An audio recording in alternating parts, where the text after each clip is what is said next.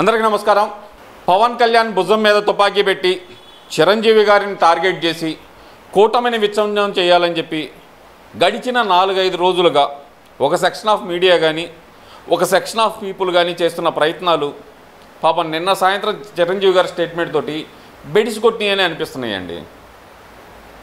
పూర్తి వివరాల్లోకి వెళ్తే కనుక బాలకృష్ణ గారు he is a bold person. డైరెక్ట్గా ఆయన మాటలు అసెంబ్లీలో మాట్లాడేటప్పుడు ఏం మాట్లాడారు మీకు వివరంగా అర్థం కావాలంటే కనుక ఎవరైనా సరే ఆయన మాట్లాడింది పూర్తిగా వినండి. పూర్తిగా విన్న తర్వాత దాని మీద స్పందించండి. ఎవరైనా సరే అది నేను కానీ ఇంకా మీలో ఎవరైనా సరే న్యూట్రల్గా ముసుకేసుకున్న నాయకులు కానీ ఎవరైనా సరే పూర్తిగా విన్న తర్వాత స్పందించినట్టయితే కనుక ఇంత గందరగోళానికి దారి తీసేది కాదు. ఆ రోజు అసెంబ్లీ సాక్షిగా బాలకృష్ణ గారు మాట్లాడింది ఒకటే మాట.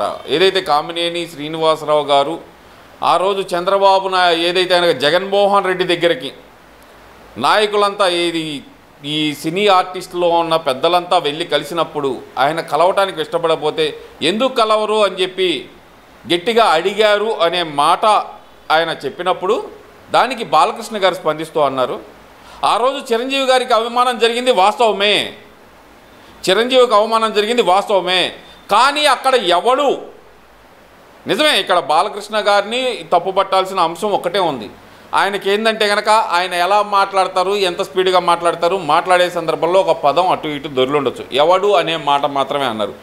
ఎవడు గట్టిగా మాట్లాడలేదు జగన్మోహన్ రెడ్డి అనే సైకోతోటి అనే మాట ఆయన చెప్పారండి. ఇప్పుడు ఎవడు అనే పదం అనేకి మీ అందరు అనుకుంటుంది ఏంది, చిరంజీవి గారిని అన్నారు. మరి ఆ రోజు ప్రభాస్ గారు వెళ్ళారు, ఇంకా చూస్తే రాజమౌళి గారు వెళ్ళారు, మహేష్ బాబు గారు వెళ్ళారు, ఆర్ నారాయణమూర్తి గారు వెళ్ళారు, ఇంతమంది వెళ్ళారు కదా, దిల్ రాజు కానీ వీళ్ళందరూ వెళ్ళారు కదా. ఆ రోజు ఎవడు అంటే కనుక ఓవరాల్గా అందరినీ కలిపి అన్నట్ట, అక్కడ ప్రత్యేకించి చిరంజీవి గారిని అన్నట్ట. మీకు అది తప్పు అనిపిస్తే కనుక ఎవడూ గట్టిగా అడగలేదు అన్నారు. సరే, ఆ విషయాన్ని మనం కాసేపు పక్కన పెడితే నిజంగానే బాలకృష్ణ గారు తప్పు చేశారనుకుందాం. ఆ విషయంలో ఆ విషయాన్ని పక్కన పెడితే కనుక చిరంజీవి గారు అంతకు ముందర ఒకసారి వెళ్ళి కలిశారు సురేఖ గారితో కలిసి లంచ్ చేస్తూ బాగా రిసీవ్ చేసుకున్నారని చెప్పి చిరంజీవి గారు ఇచ్చిన లెటర్లో కూడా వచ్చింది ఆ విషయం. మరి దానికి సంబంధించిన వీడియో ఫుటేజ్ బయటికి రాలేదు. మిగతా ఏ సినీ ఆర్టిస్ట్ అయినా సరే అటు రాజమౌళి గారు కానీ మహేష్ బాబు గారు కానీ వీళ్ళందరూ ఎవరు మాట్లాడినా ఫుటేజ్ రాలేదు. సినీ పరిశ్రమ కష్టాల్లో ఉంది కరోనాతోటి. ఈ సమయంలో మీరు సినీ పరిశ్రమను ఆదుకోవాల్సిన పరిస్థితి ఉంది, మీరు తల్లి లాంటి పొజిషన్లో ఉన్నారు, మీరు మా పరిశ్రమను ఆదుకోవాలని చెప్పి చేతులు జోడించి దాదాపు దాదాపు 4 దశాబ్దాలుగా సినీ ఫీల్డ్లో ఉన్న చిరంజీవి గారు లాంటి వ్యక్తి చేతులు జోడించి జగన్మోహన్ రెడ్డి గారిని అడిగితే ఆయన చూసిన చూపేంటండి, ఇలా చేతులు కట్టుకొని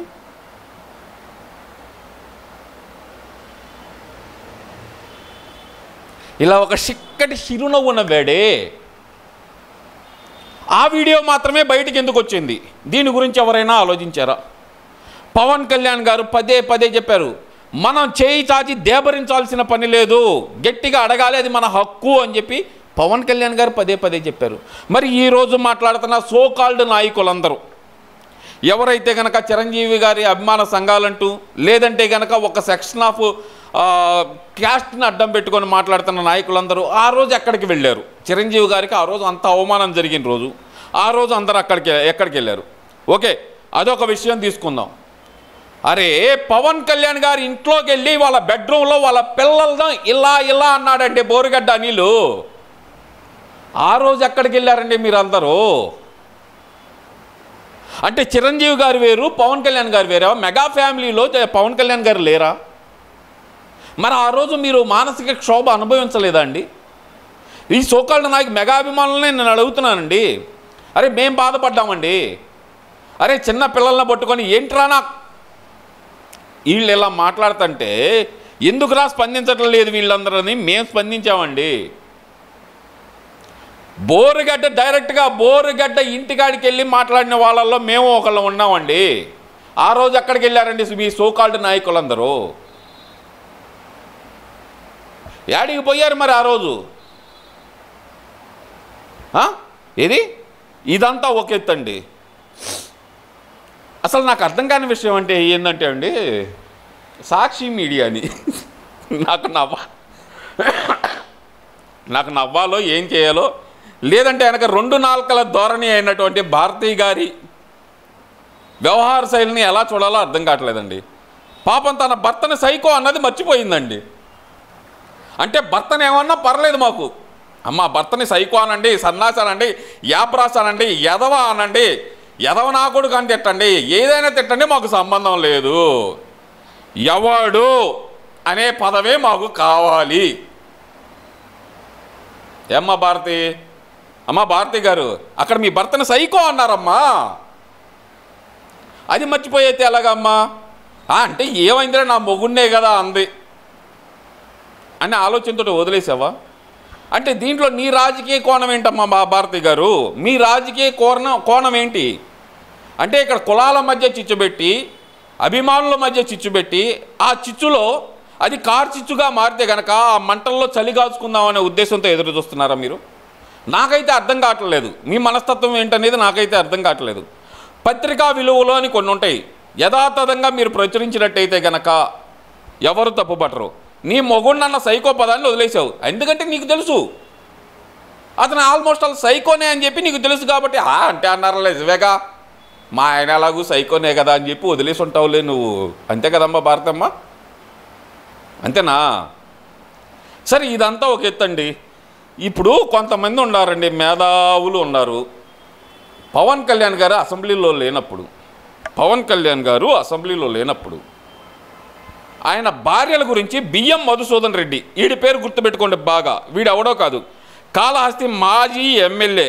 ఏది జగన్మోహన్ రెడ్డికి నవరంధ్రాలు గుడో నవరత్నాలు గుడో ఒకటి కట్టాడండి. జగన్మోహన్ రెడ్డి పేరు మీద నవరత్నాలు గుడో నవరంధ్రాలు గుడో ఏదో ఒకటి కట్టాడు, ఏదో గుడి కట్టాడు.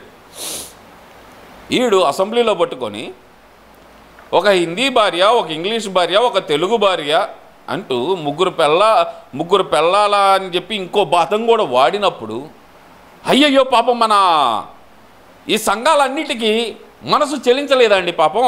ఆ రోజు అసెంబ్లీలో ఉన్న 19 మందిలో బాలకృష్ణ గారు కూడా ఉన్నారు. బాలకృష్ణ గారు అడ్డుపడ్డారు ఆ రోజు.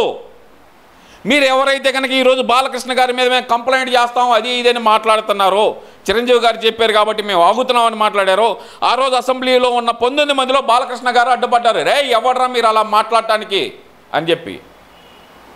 అది కనపడలేదా? మరి ఆ రోజు మీరు అందరికీ నిద్రపోతున్నారు. ఓహో,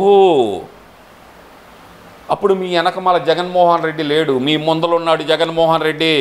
అతను చూస్తే పాపం ఫ్యాంట్లు తడిచిపోయి ఉంటాయి ఒక్కొక్కళ్ళకి. బయటకు వచ్చి ఎవరు మాట్లాడటానికి ధైర్యం సరిపోలా. అరే జోగి రమేష్ అనే ఒక సన్నాసి నిండు సభలో అమరావతిలో ఇళ్ల పట్టాల పంపిణీ కార్యక్రమంలో కుక్క అని మాట్లాడాడండి పవన్ కళ్యాణ్ని ఉద్దేశించి. ఆ రోజు ఎదుర్కొంది కూడా ఈరోజు మీరు సోకాల్డ్గా ఎక్కడ దాక్కున్నారో మాకైతే తెలీదు.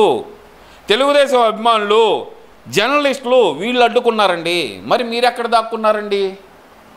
ఈరోజు బయటకు వచ్చారు పాపం, ఎగేసుకుంటా గోచెలు బిగించుకుంటా డైబర్లు వేసుకొని వచ్చారా అండి ఈరోజు?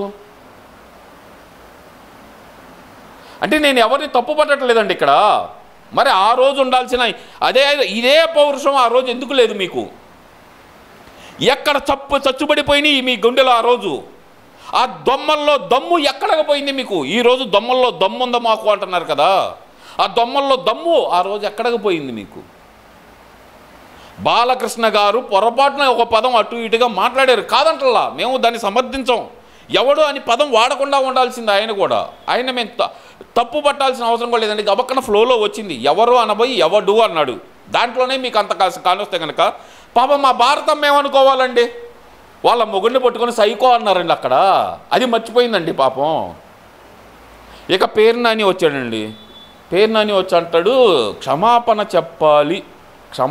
చెప్పాలి జగన్మోహన్ రెడ్డికి బాలకృష్ణ, లేకపోతే పరిణామాలు తీవ్రంగా ఉంటాయి. ఏం తీవ్రంగా ఉంటాయి నాన్న? పేరుని ఏం తీవ్రంగా ఉంటాయి? బయటికి దా, బాలకృష్ణ దగ్గరికే కదా, బాలకృష్ణ గారి దగ్గరికే కదా, ఎల్లు ఒక్కసారి ఆయన ఎదురుగా వెళ్ళి ఒకసారి సారీ చెప్పించుకో ఆయన చేత. చెబుతాడు, సారీ చెబుతాడు. ఇప్పుడు సారీ చెబుతాడు, ఎదురుగా సారీ చెబుతాడు. ఇంటికి వస్తాడు, ఇంట్లో కూర్చొని సారీ చెబుతాడు. నీకు సిద్ధమైన దానికి నువ్వు నీ ఇంటికి వచ్చి నీ ఇంట్లో కూర్చొని నీకు సారీ చెబుతాడు. ఆయన సంగతి తెలిసిందిగా. ఆయన సారీ చెబితే ఎలా ఉండిద్దో ఒకసారి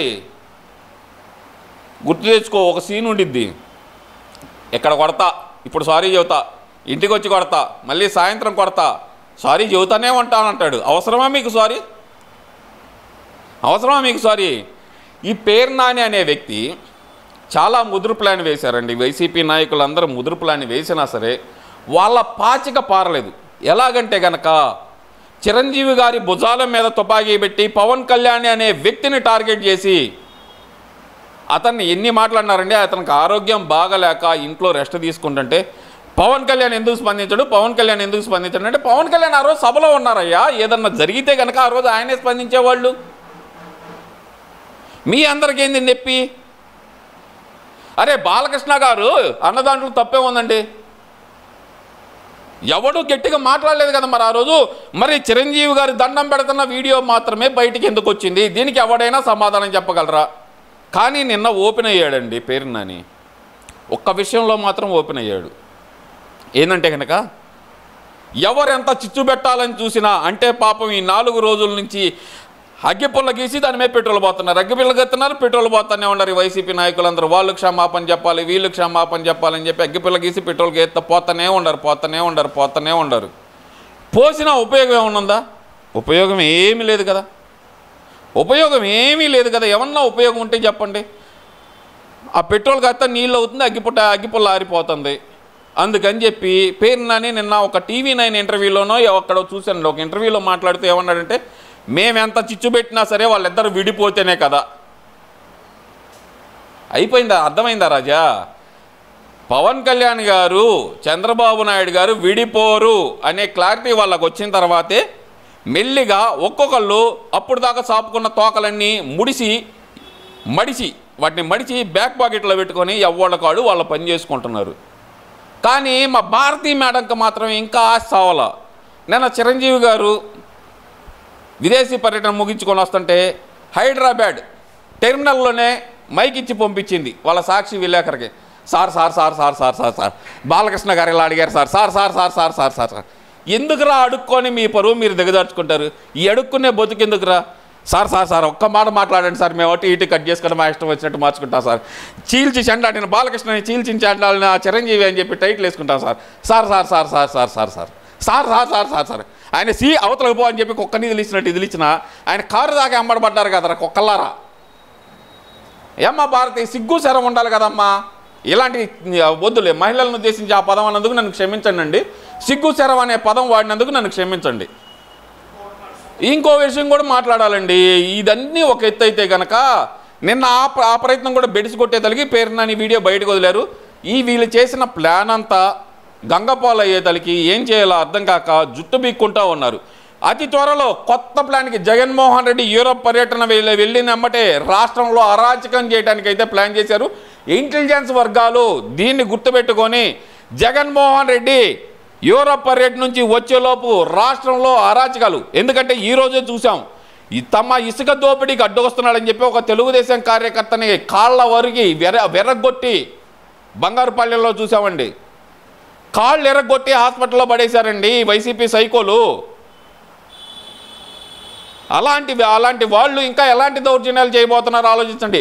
ఇంటెలిజెన్స్ విభాగం పూర్తి అలర్ట్గా ఉండాలి. తాడేపల్లి ప్యాలెస్ మీద ఒక కన్నేసి ఉంచాల్సిందిగా కోరుకుంటూ సెలవు తీసుకుంటున్నాను.